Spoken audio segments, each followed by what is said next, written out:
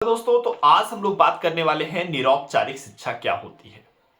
जैसा कि इससे पूर्व के वीडियो में हमने बताया था औपचारिक शिक्षा और अनौपचारिक शिक्षा में क्या अंतर होता है। तो बेसिक समझें कि औपचारिक शिक्षा में नियंत्रणकारी होता है और अनौपचारिक शिक्षा अनियंत्रणकारी होता है। मीन्स कि नियंत्रण रख करके ही शिक्षा ग्रहण करवाना औपचारिक शिक्षा है और जिस पे कोई नियंत्रण ना हो और शिक्षा मिल जाए उसे अनियंत्रणकारी शिक्षा कहते हैं।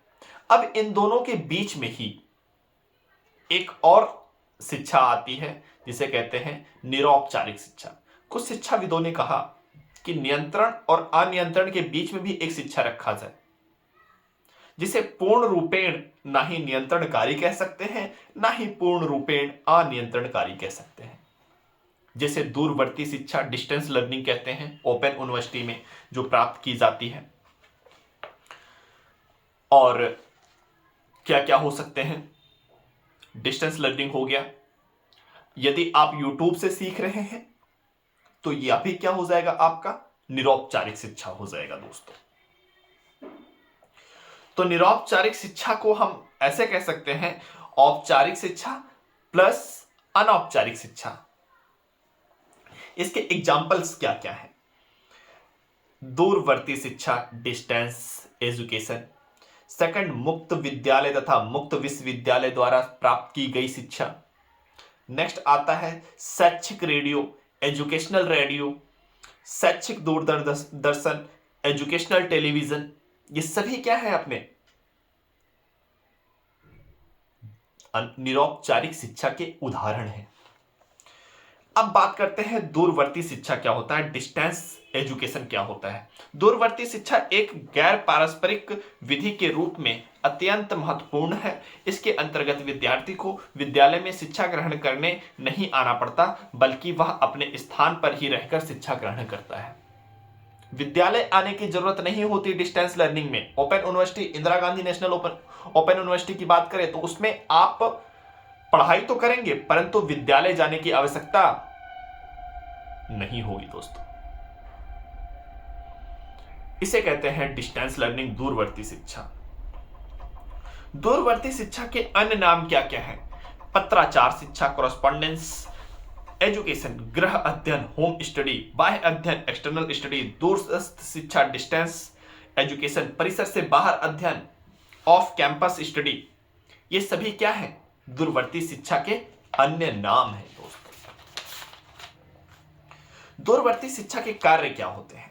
नौकरी में लगे व्यक्तियों के लिए आत्मा संतुष्टि तथा व्यवसायिक प्रगति हेतु, यदि आप नौकरी कर रहे हैं और आपकी अंदर से आत्मा कह रही है कि हम भी पढ़ लेना चाहिए, हमें भी पढ़ लेना चाहिए, और एजुकेशन की वैल्यू आपके जीवन में है बट आप कॉलेज नहीं जा सकते हैं, तो उस सिचुएशन में आप आंतरिक दूरवर्ती शिक्षा ले सकते हैं।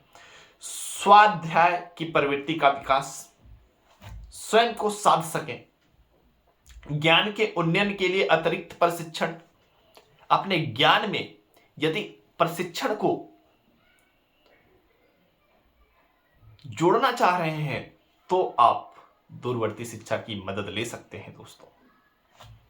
तो आपको कैसा लगा दूरवर्ती शिक्षा के बारे में और निरौपचारिक शिक्षा के बारे में जान करके आप बताएंगे कमेंट में।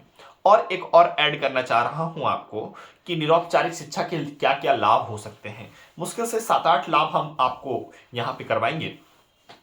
तो सबसे पहला लाभ है निरौपचारिक शिक्षा बढ़ती हुई जनसंख्या की शिक्षा संबंधी बढ़ती हुई मांग को सरलता के साथ पूरा कर सकती है।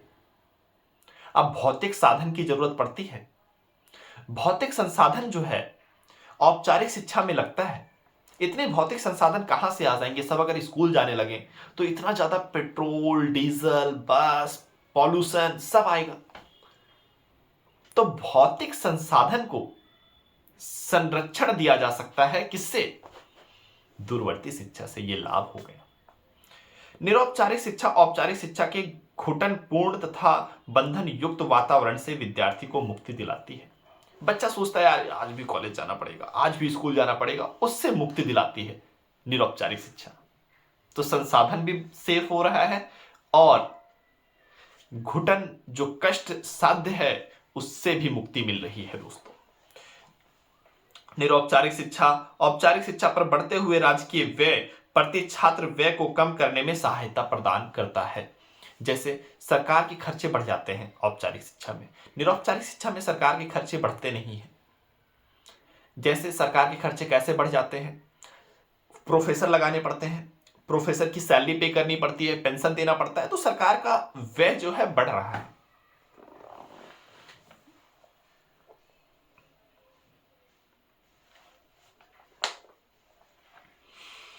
निरौपचारिक शिक्षा का एक निश्चित उद्देश्य होता है, परंतु अनौपचारिक शिक्षा का कोई उद्देश्य नहीं होता है दोस्तों। निरौपचारिक शिक्षा अनौपचारिक शिक्षा के समान मापन के अयोग्य नहीं है, इसका मापन किया जा सकता है। औपचारिक शिक्षा का मापन नहीं होता है, परंतु निरौपचारिक और औपचारिक शिक्षा का मापन किया जा सकता है। यह बेसिक डिफरेंस है औपचारिक और निरौपचारिक में। निरौपचारिक शिक्षा में परीक्षा व्यवस्था के कारण शिक्षार्थी शिक्षा ग्रहण करने के लिए प्रेरणा प्राप्त करते रहते हैं। निरौपचारिक शिक्षा में परीक्षा की व्यवस्था के कारण शिक्षार्थी शिक्षा ग्रहण करने के लिए प्रेरणा प्राप्त करते रहते हैं। यदि पेपर ना देना पड़ता तो बच्चा पढ़ना ही नहीं चाहता, फिर वो नहीं पढ़ता। समझ रहे हैं, वो पढ़ता ही नहीं, क्योंकि उसको डर है और वो सोच रहा है यार डिग्री चाहिए मुझे, उसे प्रेरणा मिल रही है। यदि वो प्रेरणादायक है पेपर, तो वो पेपर के लिए रेडी हो रहा है। निरौपचारिक शिक्षा में भी एक निश्चित पाठ्यक्रम होता है, इस कारण छात्र व्यवहारों में वांछित परिवर्तन लाने में समर्थ रहता है। छात्रों में वांछित परिवर्तन आ सकता है, क्यों? क्योंकि उसका पाठ्यक्रम भी निश्चित होता है, परंतु नियंत्रणकारी नहीं होता। नियंत्रण नहीं किया जा सकता, पढ़ना हो पढ़िए, नहीं पढ़ना हो जाइए। निरौपचारिक शिक्षा का स्वरूप अपेक्षाकृत अधिक व्यवस्थित होता है। औपचारिक में व्यवस्था ही नहीं होता, व्यवस्थाहीन है, उपचारहीन है वो, अनौपचारिक। ऐसे ही निरौपचारिक में कुछ ना कुछ व्यवस्था होती है दोस्तों। इस शिक्षा में आयु, स्थान, जाति, लिंग, धर्म, योग्यताएं आदि का बंधन ना होने से शिक्षा ग्रहण करने में सुविधा रहती है। कोई भी आयु के वर्ग हो, कोई भी जाति के, कोई भी धर्म के लोग जाकर के शिक्षा ग्रहण कर सकते हैं।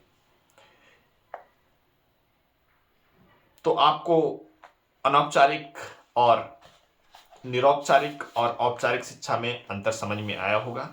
Thank you.